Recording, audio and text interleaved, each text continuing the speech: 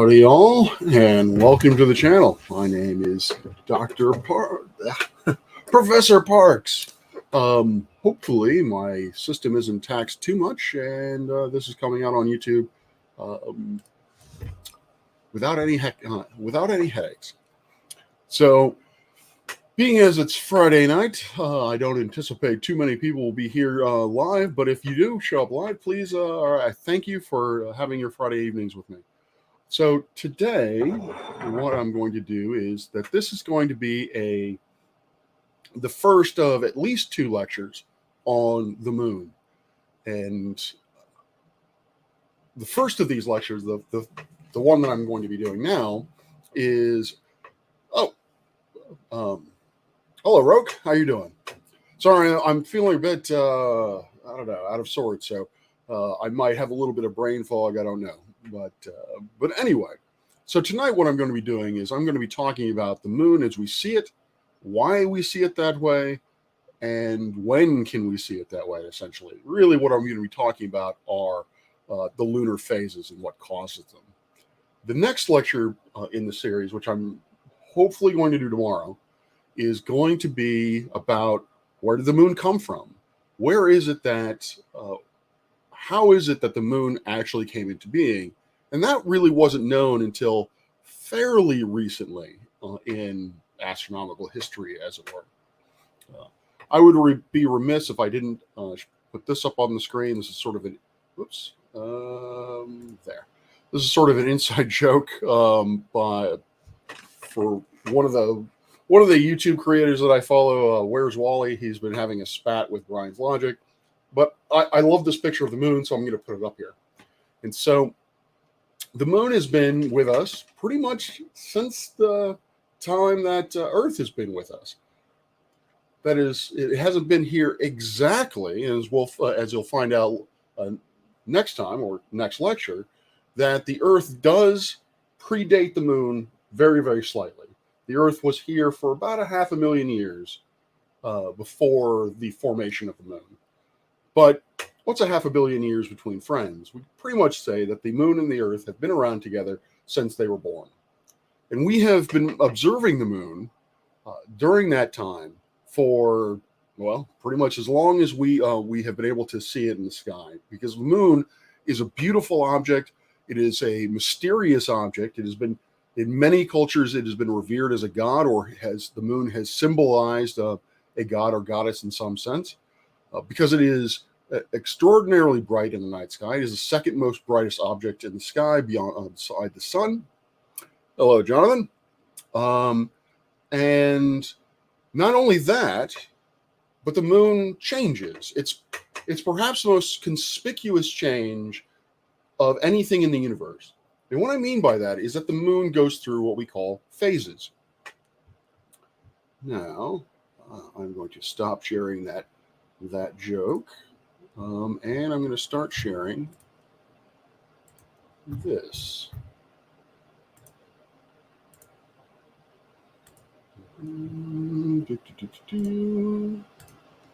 All right. I wonder if I do this. Actually, I think that will work. I think everyone can see that. Let me do that. So, this is a simulation from the folks at the University of Nebraska in Lincoln. I am going to promote their material as often as I can. They do a great job when it comes to astronomy simulations. And this is one of the simulations that we use when we talk about the moon in our astronomy lab classes. So, because it is very, very clear on what's going on. So let's start off up here in this picture over here.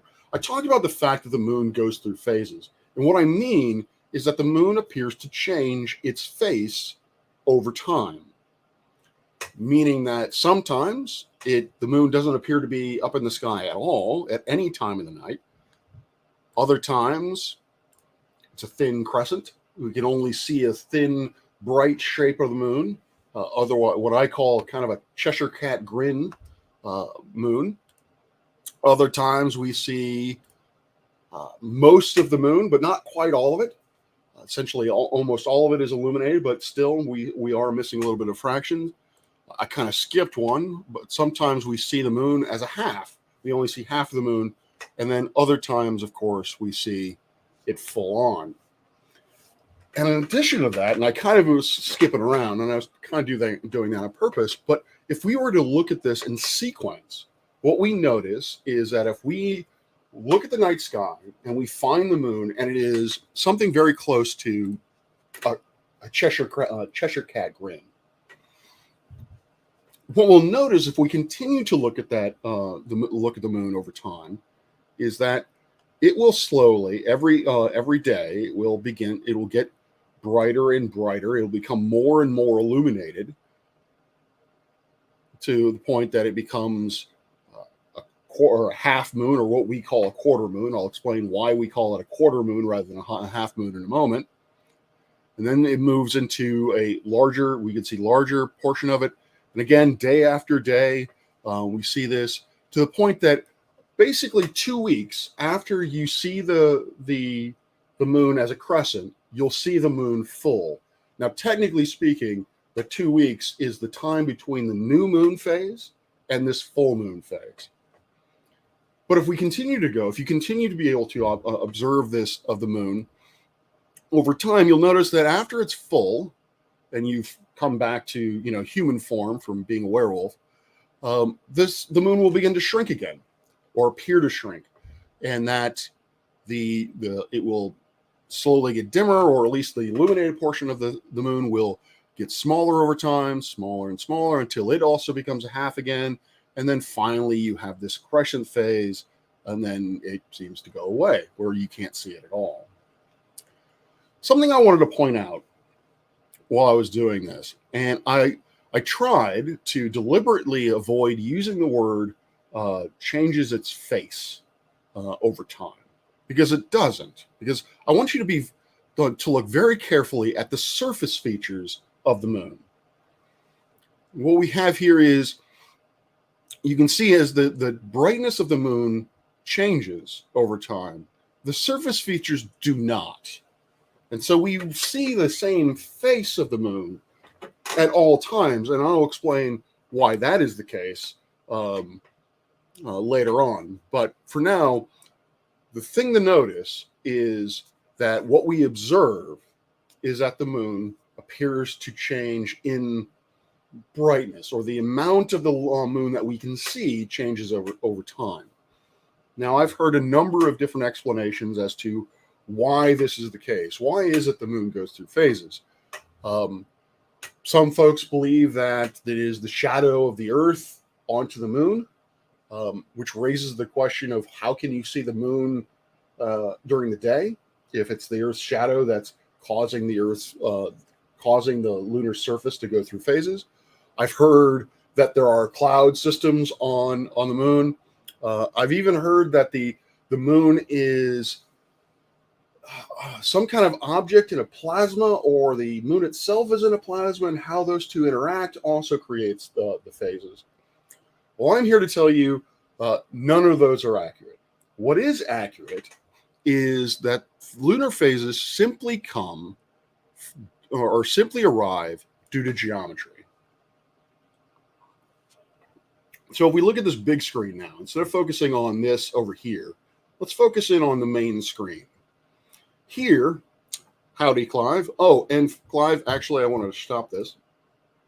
I brought up something just for you, because your initial comment when I was originally supposed to go on at 3 brought something to my attention.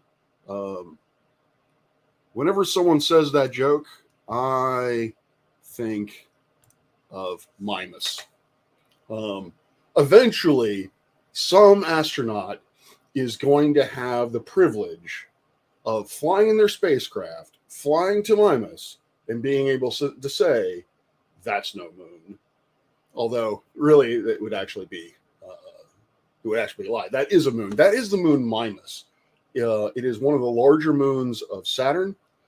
It obviously, if you're a Star Wars fan, immediately will pop out to you that this, in fact, looks like the Death Star. This is a fascinating object in that, given how small it is relative to the size of that feature, it's amazing that this even exists. And the reason for that is that feature is due to an impact crater. It's called an impact crater. I'll talk a little bit more about that as we get into the topography of the moon later on in the semester.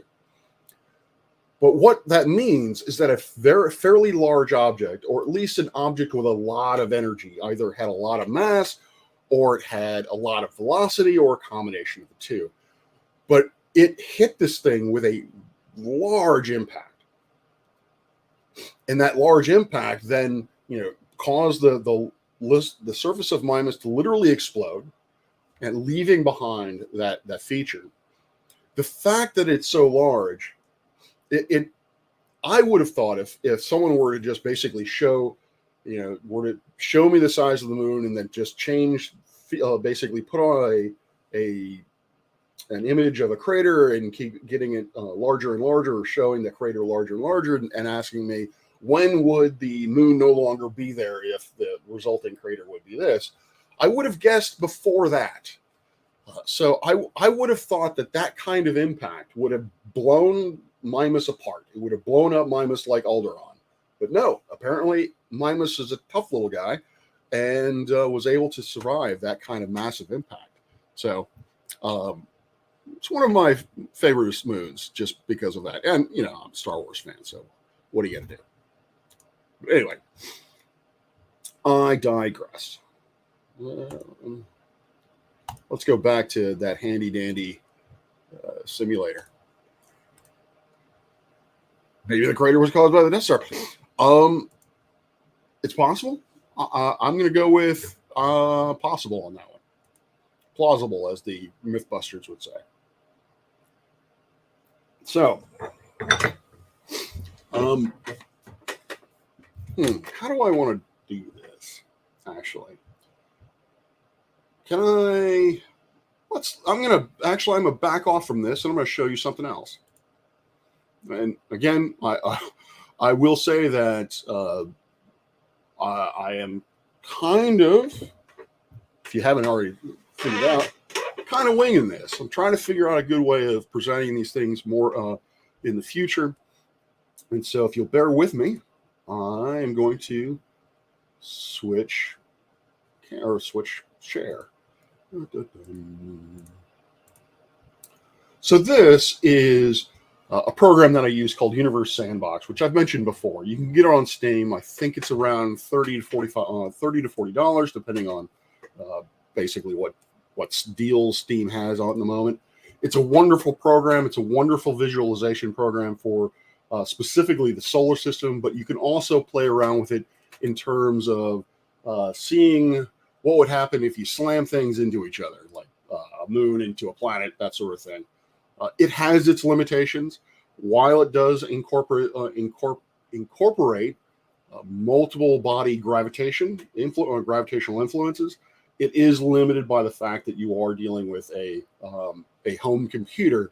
And so depending on how many masses it's going to calculate the gravitational interactions between, it's seriously going to hamper performance or crash the thing entirely. But what I love about it is the visualization portion of it.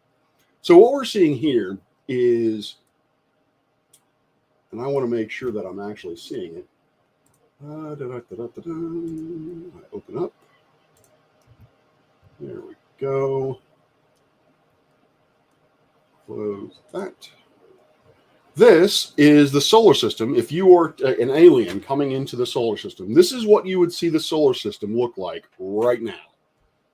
And it's currently active in the sense that time is moving forward. So you can see that basically at the time of normal everyday experience, nothing in the solar system seems to be moving at all. This sort of simulation includes nifty things like you got New Horizons over here. You have the Parker Telescope or Parker Solar Probe here, and of course you've got Elon's advertising ploy, the Tesla Roadster, way to forget out here. But what I wanted to show you was, I'm going to tilt this universe, So you can see here, now we're looking at the inner part of the solar system. We got the sun, we got Mercury, we got Venus. The Parker probe, if you remember my discussion on orbits, this Parker probe has a very eccentric orbit. And you can see that it comes very, very close to the sun. As it does so, as it gets to perihelion, it's going to travel very, very quickly. And then it's going to get further and further away, travel slower and slower, and then repeat that process over. As opposed to the Earth's orbit, which is very circular. Now let's look at the Earth. Let's center ourselves up on it and then zoom in. So there's this James Webb Space Telescope with a JWST. And now I'm going to change my view a little bit. I'm going to take off trails. I'm going to put in orbits. What is that? Oh, the other thing I will note, just as a side note, somebody needs to fix this. This is not the orbit of JWST. I don't know why they have it in there. JWST actually orbits out here. Basically, it got injected into an orbit. It is now at this point, and it basically orbits around this point. It doesn't actually come back. So if any of you know anyone who works on Universal Sandbox or Universe Sandbox, please let them know that needs to get fixed. But anyway, I digress. So we have the Earth, and we have the Moon going up, going around it. Again, we're looking down onto the system. I guess to show my northern bias, we are looking at the North Pole, which you can see here. So we've got, that would be Antarctica. Oh, that would be Australia. So right now it's 8 p.m. my time. So I am. Oh, there's Hubble.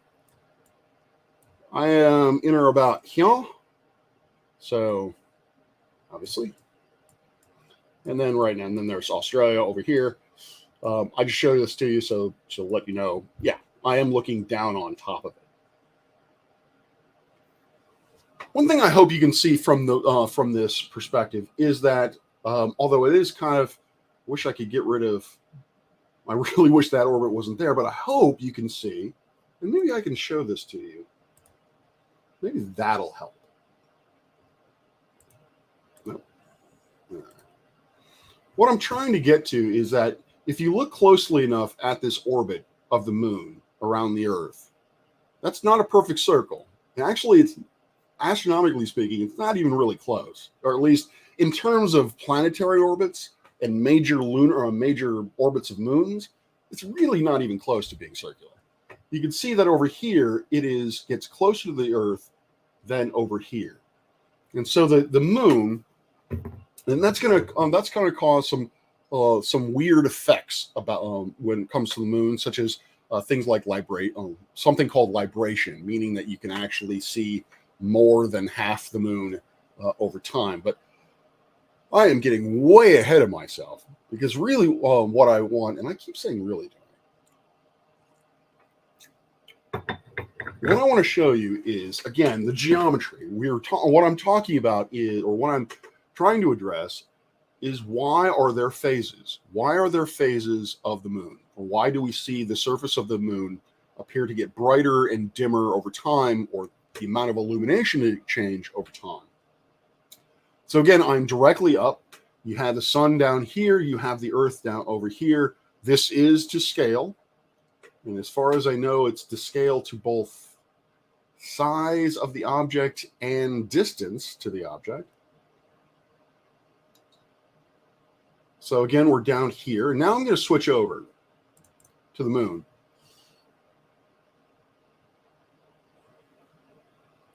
And what I really want you to pay attention to is that from the Moon's perspective, if you were to look at the Moon, I should say from outside, from a spacecraft above the Moon,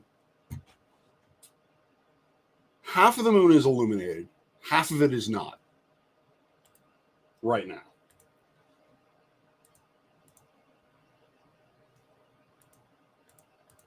Whoops. What's going on? That is not what I wanted to do. Ah, I know what the problem is.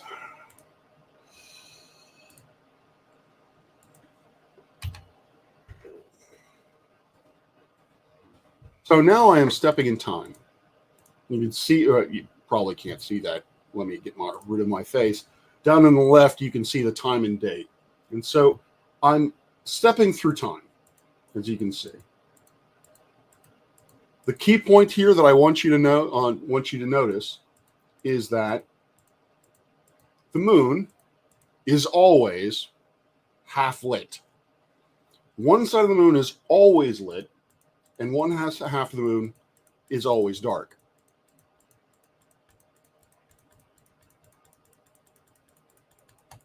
Like that.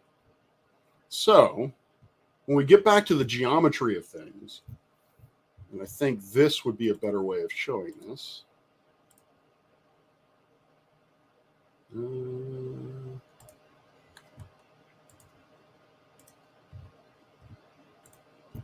Here we're looking at a much scaled, or more scaled down look.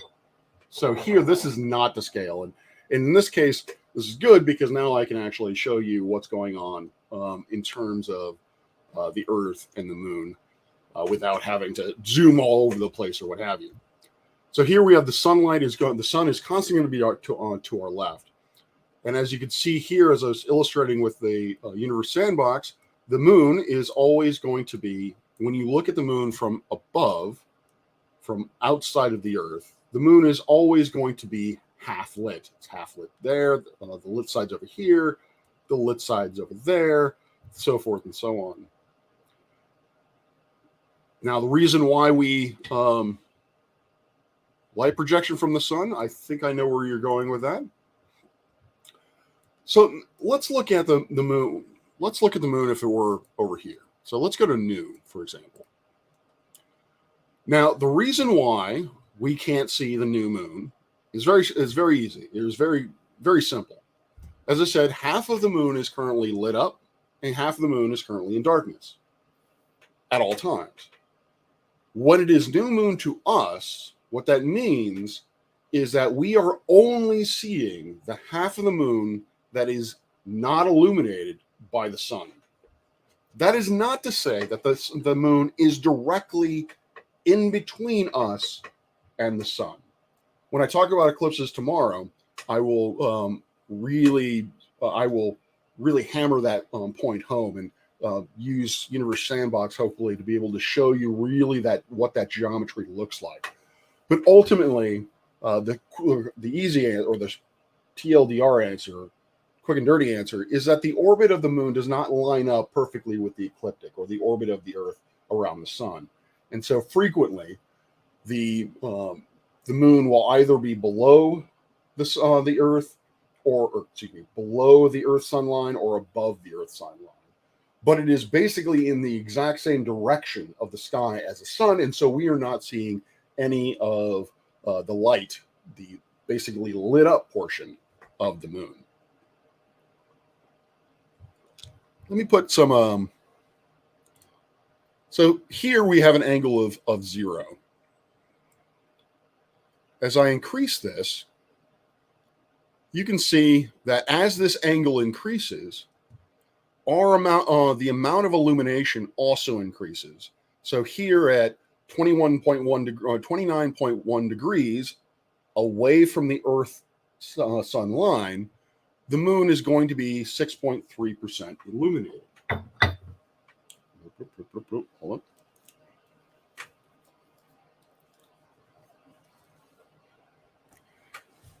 And I hope you can see the reason for that is if you can kind of imagine yourself over here where the person is. And the person, essentially, they're looking over here. Is it going to do that? Yeah. Let's, all right. No, that is not what I wanted. Hopefully you can imagine when you're looking at the moon, at this perspective, you are only going to see the dark half and the sunlit half. Let me go back. Whoops, that's not what I wanted.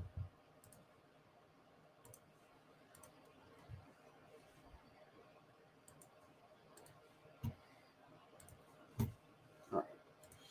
Let me reset this. All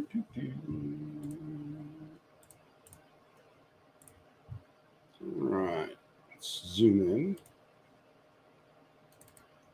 Zooming in on the Earth. So we've got, obviously, we got the sun over there.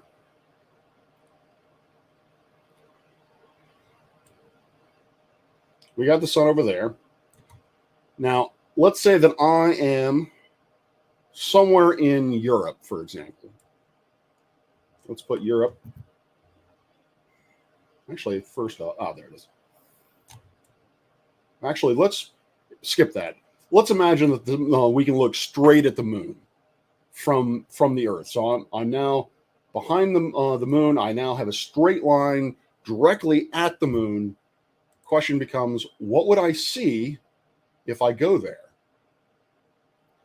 And what I see is that the moon is not fully illuminated. That would correspond to a waxing crescent. Excuse me, a waning. I got that 100% wrong. That's amazing. That would correspond to a waning gibbous.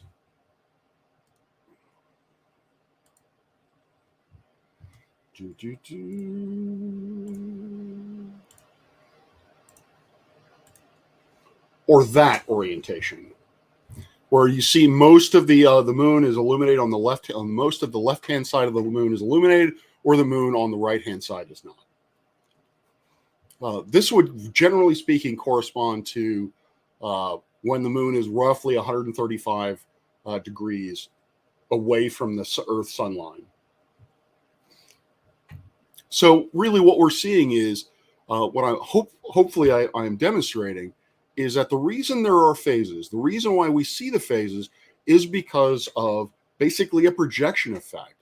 Here, for example, if you were located here and the moon was directly overhead, what you would be seeing is you'd be seeing a good portion of the unlit side of the moon, but also a small portion of the lit side of the moon. And then basically that repeats. So that's the quick and dirty, sort of simple explanation for why we see the phases that we do, is that it is a projection of, or it is due to the geometry between the Earth, the moon, and the sun. Now, there are certain implications to this. The main one of which is, when can you actually see the moon? Let's go back to, I know I keep flipping screens on you. Nope. Let's go back to this one. So I am going to try to go back to the Earth. So right now it's easy to see, hopefully it's easy to see that if I'm on the, this is the moon right there. If I go towards the Earth, then hopefully you can see that everyone on this side of the Earth can see the moon at this present point in time. So people in Riyadh,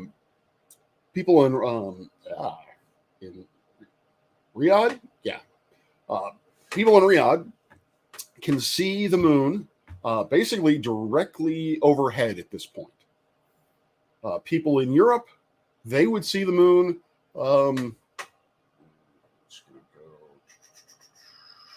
They would see the moon setting at this point. They would see the moon in the western part of the sky. And then, I guess this would be somewhere in Asia, probably maybe Pakistan or India. Over here, those folks would actually be seeing the same moon on their eastern horizon.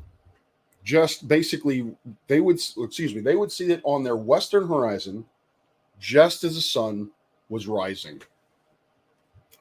The people who are not seeing it right now, that would be me, among others. It's because you can see that if I'm right here, the moon is over there.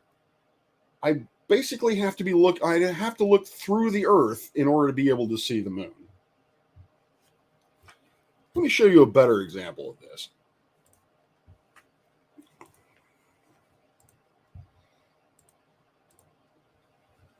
So now let's start concentrating on this thing down here. Let's talk about, first off, I mentioned why I would describe why these are called quarter moons.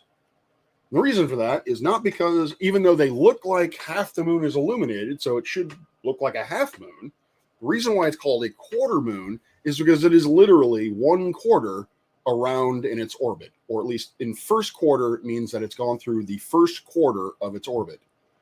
For the third quarter moon, it has gone through 1/4, 2/4, 3/4, and is now in the third quarter moon. Now let's start off something simple, and probably something that is what I would think most people would just intuit about the moon, that the sun is up during the day and the moon is up during the night. That is only strictly true at basically at one phase, and really strictly true only at a very, very specific moment in time, and that is the full moon. So let's put ourselves there, and let's look, like I said, let's look at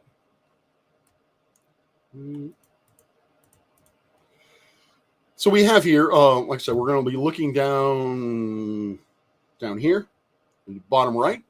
You're at the center of your own horizontal coordinate system. You got north. So you got north. If you're looking for the sun, you got north behind you. The south is in front of you.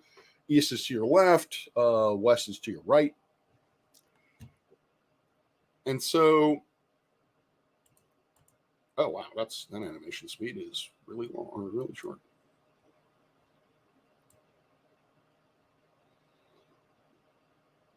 That's not what I wanted. How do I do this without?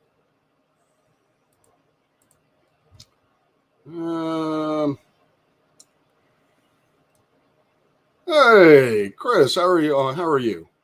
Here we go. So you're here. You see the moon directly overhead, or see the sun directly overhead. Actually, let's start with the day. The sun rises, travels through the sky, and then sets in the west. And there is no moon ever in your sky. And then when the sun sets,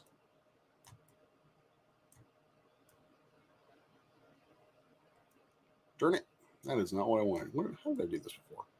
When the sun sets, the moon comes up and rises and then sets, and then repeat over and over and over again. So it appears, this I think is what most folks anticipate when they think of just when is the moon available? When can you see the moon as opposed to seeing the sun? Is that you can see the sun during the day, you can see the moon at night. Well, like I said, that's really only true for one specific moment in time, and that is the specific moment that the moon is full. So, just to finish this off, if you wanted to know when the moon was when a full moon rises, your full moon is going to rise when the sun sets. A full moon is going to be directly overhead when the sun is directly below your feet, or when the moon is going to be at your zenith, when the sun is at your nadir. That is going to happen at midnight. And then the moon is going to set when the sun rises. So the rise and set times of the moon are exactly the opposite when it is full than the sun. So the moon sets when the sun rises, the moon rises when the sun sets. Let's go to the opposite example. What about the new moon? Well, the new moon, because it is along the same line as the Earth Sun, hopefully it should surprise nobody that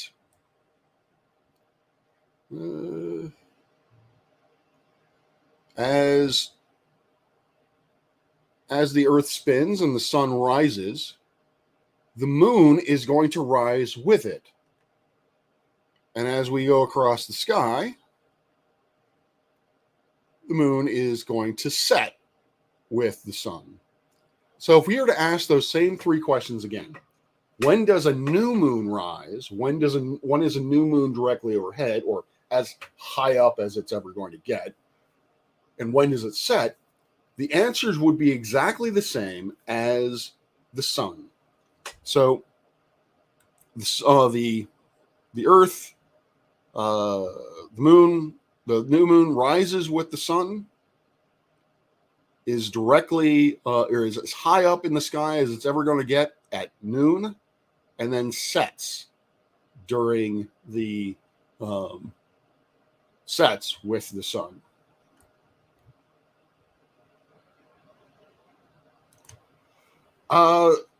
Yes, ish. Actually, thank you, Chris, for saying that, because that reminds me of something. I worked with a gentleman by the name of Dr. Brad Schaefer at LSU University. He's now basically retired with a little R, as I like to call it. And he's a fascinating character. But one of the things that he did was is figure out just when you could actually see the moon, or what phase can you actually see the moon during the day. When is it that the moon's brightness, because obviously as the moon gets, as more and more of the moon gets illuminated, the overall brightness of the moon is going to get brighter. And the reason why we can't see it why we can't see the moon in certain portions of the day, such as with the new moon, is because the sky brightness is so bright that it washes out the presence of the moon. So if you could somehow just kill the glare, or basically, if the atmosphere were to be gone, for example, if the atmosphere were to be gone and you were able to kill the glare of the moon or the sun, you would be able to see the moon ish. It would still be dim. There are some conflating variables there. But what I'm trying to say with relation to Brad is that he figured out just the amount of illumination that you have, or basically the exact phase that the moon has to be in before you can actually see it naked eye, before the lunar magnitude, lunar brightness exceeds the sky brightness. And it's like, it's a couple percent illuminated. It's something on the order of, I think, 5%. When the moon is like 5% illuminated is when it's actually at all possible in order to see the moon at any time during the day, when the sun is above the horizon, because of the fact that the sky brightness is so bright. So even here, so let's take 5% illuminated, or essentially 2 days past new moon. It's still up in the sky, and you could, like I said, if you could get rid of the atmosphere, you could get rid of the glare from the sun, then you would clearly be able to see the illuminated portion of the sun. But usually most people can't, because the sky brightness is so bright that you cannot see it. So yeah. So I talked about the rising and set times of the full moon. I've talked about the rising and set times of the new moon. Let's talk about the rising and set times of the quarter moons. So we've got first quarter. Now here, again, because we are at sort of complementary, at a 90-degree angle, we have, in my mind, what I would like to call complementary, sort of complementary times. That's probably a very, very bad word, but to use. But anyway, what I'm trying to say is, before, if you looked at the difference between, say, the rise and set time of the moon with comparison to the sun, for new moon, that difference is 0. The rise times for the moon and the sun when the moon is full are 180 degrees off, or 12 hours apart. Here, we're going to be talking about time differences that are basically 6 hours off of each other.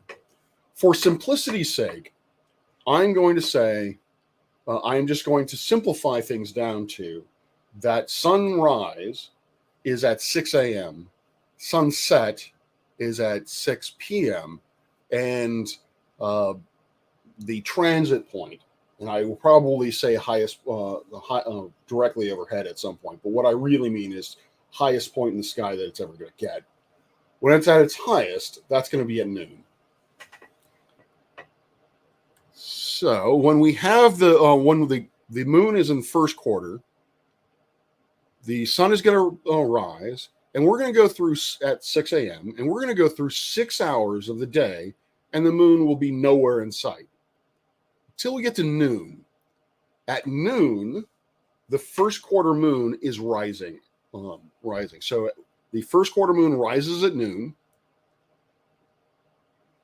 is directly overhead at the highest point at sunset, or 6 p.m., and then sets at midnight.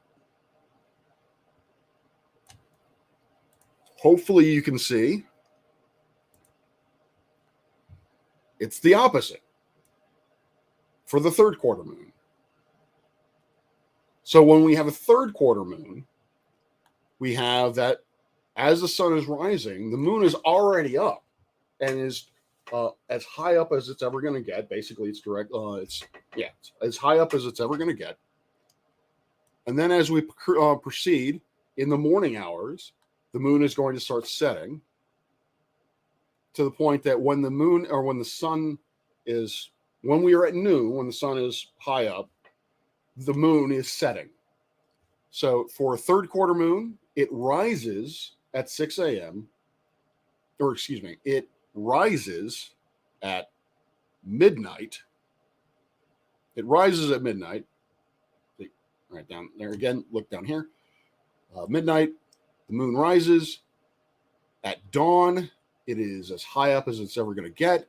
And then as the moon is going to set in at 6 p.m. or sunset. The moon is going to set at noon when the sun is directly overhead. So, which brings us to the idea of which I probably should have started off with, but whatever. So there are two categories of moon. There is waxing moons and waning moons. Waxing is just a fancy way of saying it's getting brighter. Waning is a fancy way of saying it's getting dimmer.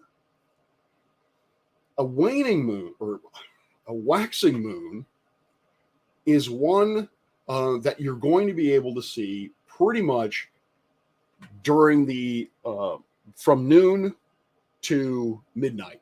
If you see the moon in the sky anywhere between noon and midnight, then it is going to be a waxing moon. I know there's a better way of saying that. Yeah, let me rephrase that. Say you're outside. You're going to the bar, and you look up and you see the moon in some way. If you're going to the bar, like normal people, you're gonna go sometime, probably around, I don't know, 9, 10 at night, somewhere in there. And you see the moon. That moon is going to be waxing. So if you see the moon in the early evening or in the afternoon, during the day, in the afternoon, then the moon is waxing. It is going from a new moon phase through to a full moon phase. If you are stumbling home from the bar at, say, 3, 4 in the morning, and you look up and you see the moon, you're going to see the moon as a waning moon. So if you see the moon during the late portion of the evening, or early morning, or into the morning, and you see it in the night sky, or you see it in the day, you basically see it in the sky either when it's dark or when it's lit. That is a waning moon. So wax on, wax off. So that's basically the reason why you only see the moon. And you can experience this for yourself if you're careful about it and you are thoughtful about it, you can track the moon. And I have my students sometimes do this: is go home, take a record of, go outside and pick some fiducial point. Basically, say, all right, I am going to pick midnight over the span of a month, of 30 days. I'm going to go outside of my house and find a good view, a place where there's a good view of the night sky. And every midnight, I'm going to mark, can't see the moon.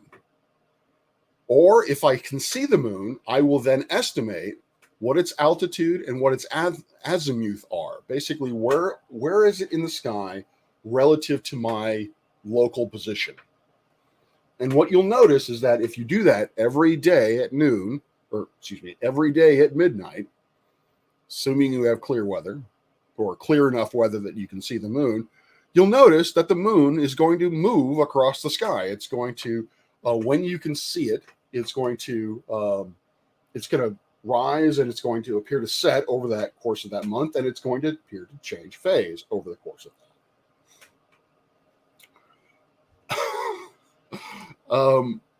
Isn't it cold moonlight only during waxing? Yeah, cold moonlight. For those of you who may have heard this, the moon does not shed its own light, at least not in the visible portion of the spectrum. So yeah, moonlight is, well, one, in the visible portion of the spectrum, what you see, that is reflected sunlight entirely. That is entirely reflected sunlight. None of the light that is hitting your eyes, none of those photons were generated by the moon itself.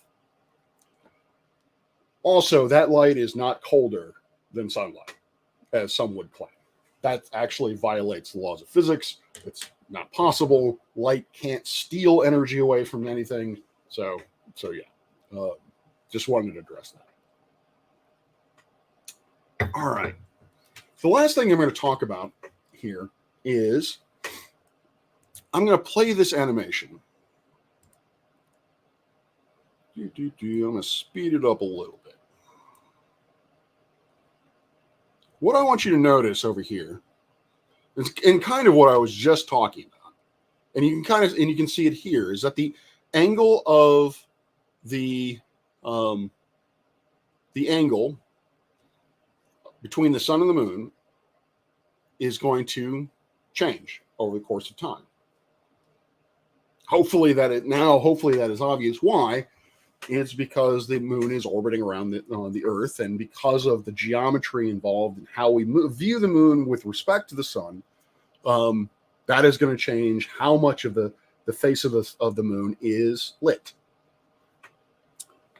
And so that gives us a period. That gives us a orbital period, as it were. But if you remember last time, one of these times before, I talked about the difference between a sidereal period and a synodic period. As a refresher, a sidereal period is the period of something with respect to a background field of stars. A synodic period is the period with respect to the sun.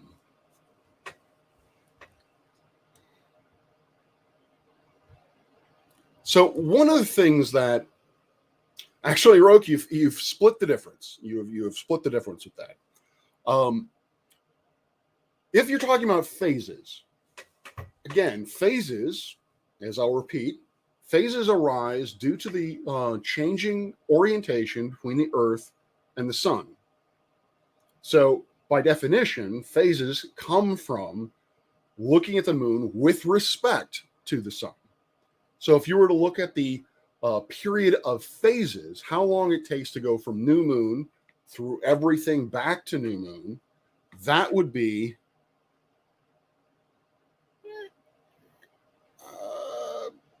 roughly 29 and a half days. And frequently, if if you're in the know, if you're, in the biz, as it were, and you're talking about the phase of the moon, one of the things that's phases really from an astronomical perspective are not very specific, because for the new moon, technically speaking, the new moon only happens at a very specific time. And once that time is done, like once the next second happens, it's no longer full. It's slightly out of the way. It's like 1.1% illuminated. Same thing is for first quarter, same thing is for full, same thing for third quarter. Those happen at very specific times. Waning crescent, yeah, lots of times you can something is waning. It stays in waning gibbous a huge amount of time. So telling an astronomer, hey, I saw this in waning gibbous, that really doesn't narrow it down for me. What does narrow it down for me is you tell me that I saw the moon when it was 20 days, 10 hours old. Now we're cooking with gas. Now I have a better understanding of where the moon is with respect to the Earth, what its illumination is, that sort of thing. So frequently, astronomers will refer to the age of the moon in days, as opposed to in any particular phase. So to recap, the synodic period, the time it takes for the moon to go through new, waxing, first quarter, waxing gibbous, full moon, waning gibbous, third quarter, waning crescent, and then back to new is 29 and a half days. But is that really the orbital period of the moon?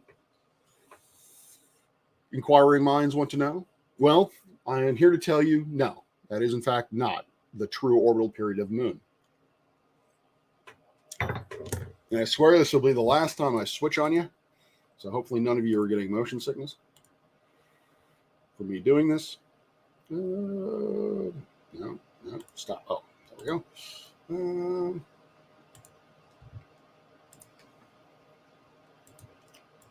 Bum, bum, bum. We got the moon. We got the Earth. We got the moon way over there. Now this is going to be a little bit tricky to do because of the scaling involved. But hopefully I can try it. So if I scale out, I'm going to do this. I'm going to try to adjust this. Here we go. So the sun is now to my left, or to our left.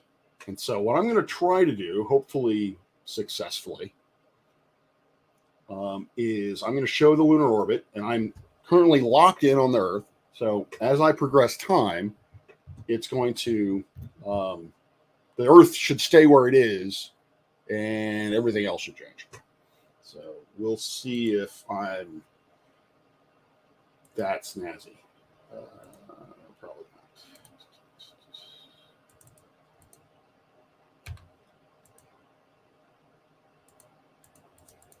All right. So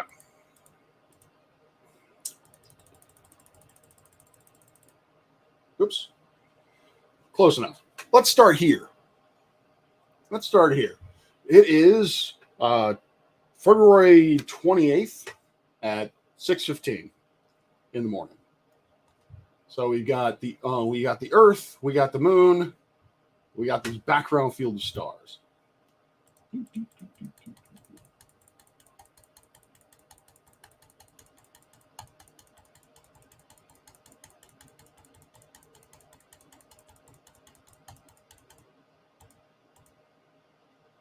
All right, it's not quite there.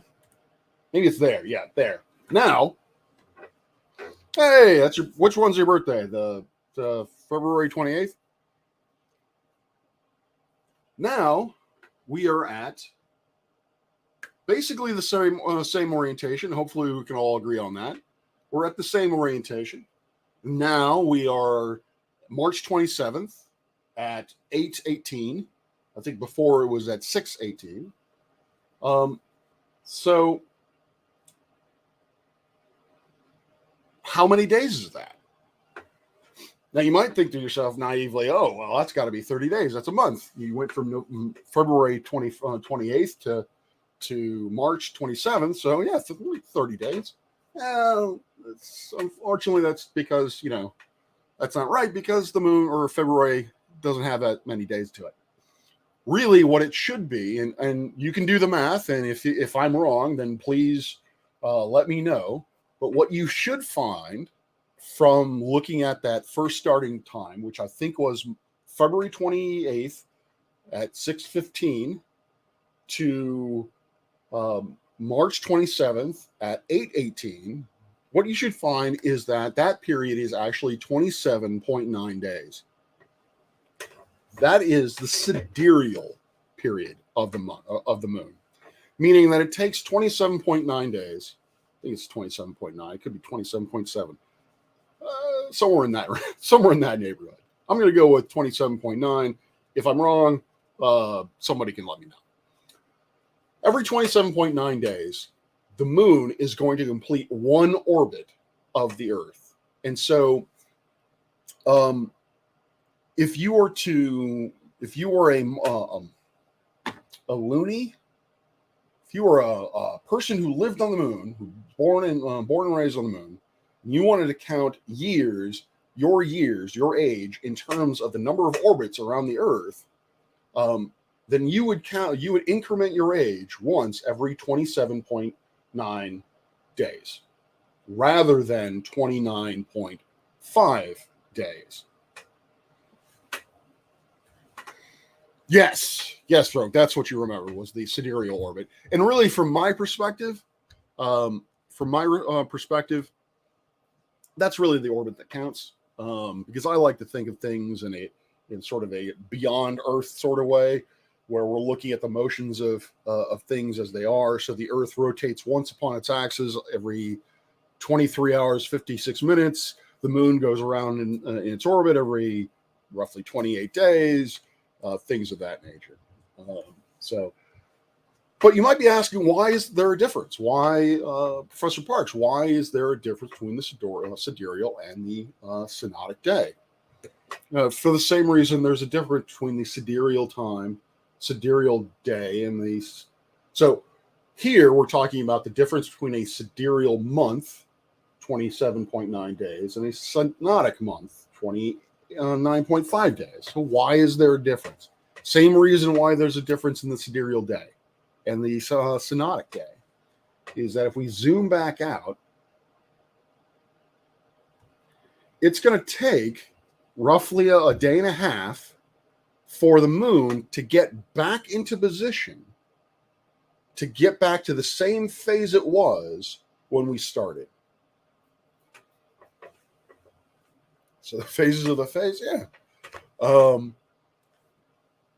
So because the Earth is rotating around the moon, or around the sun, because the Earth is rotating around the sun, it takes a little, because the Earth is rotating around the sun, and the moon is rotating around the Earth. The moon, as the moon. So you got the Earth rotating around the sun. Then you have the moon rotating around the Earth.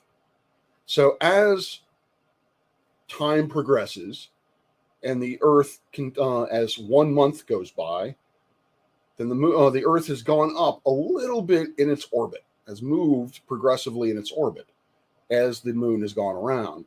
So because this has changed, because it has gone up, this angle has changed. And so now the moon has to go a little bit further along in its orbit in order to be in that Earth sun line, which is why. So, how many moon days are there in a moon year? Moon year. Where's the 20? Thank you. That leads me. Thank you, Chris. That leads me into I will end with synchronous rotation. Now, you may have been wondering why when I was doing this, and I mentioned this at the very beginning. In brief, to answer Chris's question, the answer is 1, and I'll explain why in a moment. That's not the right button.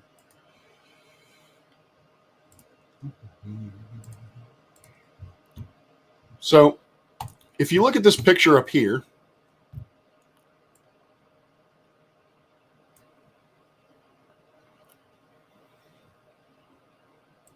that needs to get finally. If you look at this picture up here, the moon, you just gets more bright, more lit, less lit over time. But it doesn't seem to change. The surface of the moon doesn't seem to change. We always see the same features on the moon.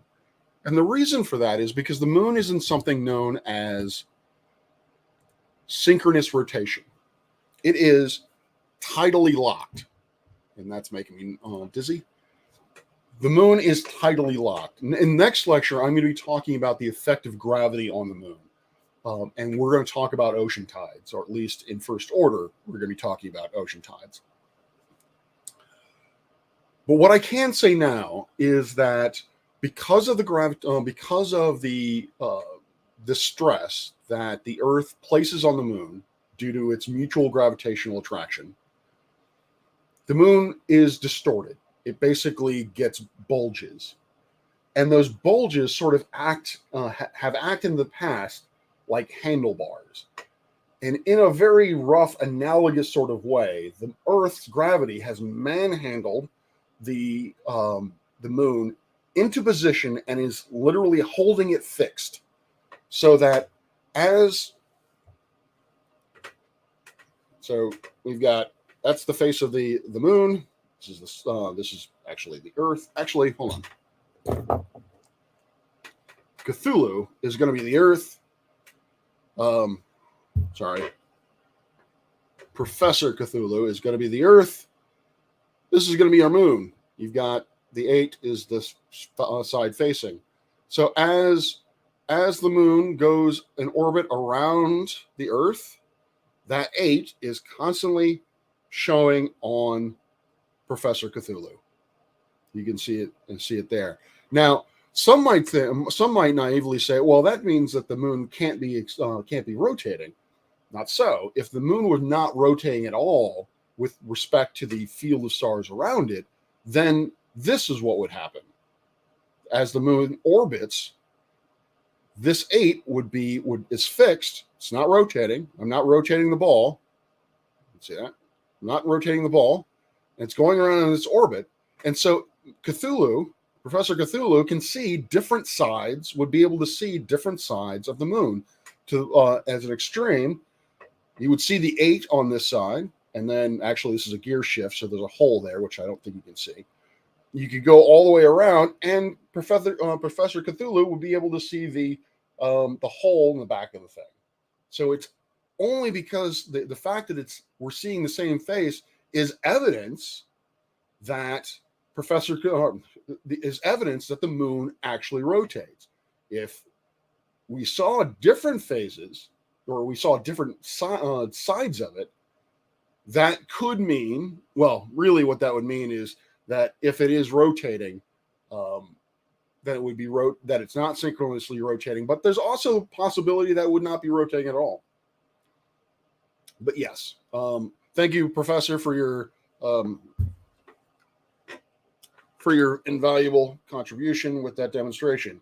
Well, you're welcome. And yes, I know you want me to eat first. Anyway. So there is this thing called synchronous rotation, or something called tidally locked, and we'll talk a lot more about that in the next lecture. And we'll see that this phenomenon is not just something we see with simply the moon, but really with most all major moons in the solar system. if you've got a massive moon next to a massive planet, more often than not, those two are going to be tidally locked in some way, shape, or form. And again, just something to ponder. Eventually, what we did to the moon is doing to us. Well, actually, it's doing to us now, but eventually, we're going to be completely synchronously locked. What that means is that at some point, pardon me, Professor, if you can come back up here, at some point, we're going to be doing this. So this is the face of the moon. This is the face of the Earth. We're going to be doing this. So, well, maybe not back, but, I can't spin my arms around. We will only, as we see only one face of the moon will only see one face of the Earth. What that translates to is when that situation occurs, and we're still around, which we won't be, but if we are able to actually stick around long enough to see that happen, in order for you to see the moon rise or set, you literally have to change your location on the Earth. When that happens, if you have the moon, if you wake up, if you time traveled, you got into the TARDIS and you showed up on the Earth billions of years from now, and you stepped out of the TARDIS and you looked up and the doctor showed you, okay, that's the moon. The moon's not going to go anywhere. The moon's going to stay there. It's going to hang in space all day, all the time. Day, night, whatever, hangs in space.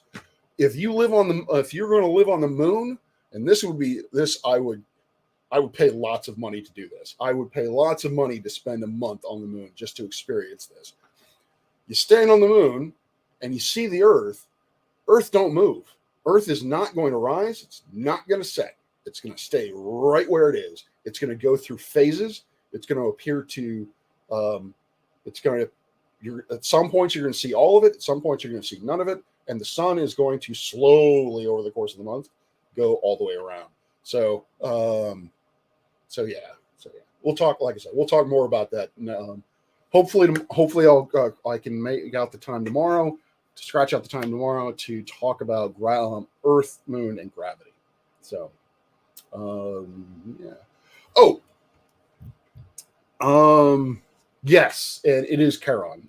Chiron is, oh Lord, I think that is a moon of Saturn. I think. But Chiron, yes. Pluto and Chiron are tidally locked, completely tidally locked, in that Pluto and Chiron show the same face to each other all the time. So if you were to go to Pluto, you would experience what I've been describing. So yeah, okay. Well, now it is time for me to my normal spiel. Thank you all for being here very much, particularly those who've been here from the beginning. If you like these lectures, please like, share, and subscribe. I will be doing these lectures over the course of the next few months. Initially, I planned on doing these every Monday, Wednesday, Friday at 3 p.m. Eastern, but I haven't really been keeping to that. So at this point, my aim is to at least put 3 of these out a week. I'm going to try to hold to that schedule, but yeah. So at least three of these a week, and I have to do a little bit of catch up. That's why I have to put out one tomorrow, or I want to put out one tomorrow.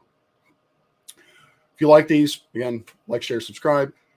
If you want to help the university, help myself, help the university do our outreach stuff, please consider becoming a Patreon of this channel. All proceeds go to the observatory and our tour guides to help facilitate astronomy education to underserved communities.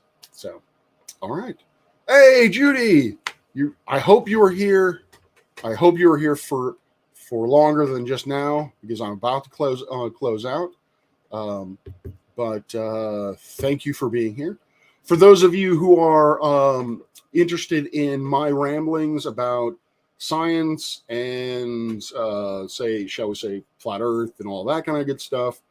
I will be coming back online in about an hour, in about 70 minutes or so, at 10:30 my time, 10:30 Eastern time, and I will be just rambling for an hour or so about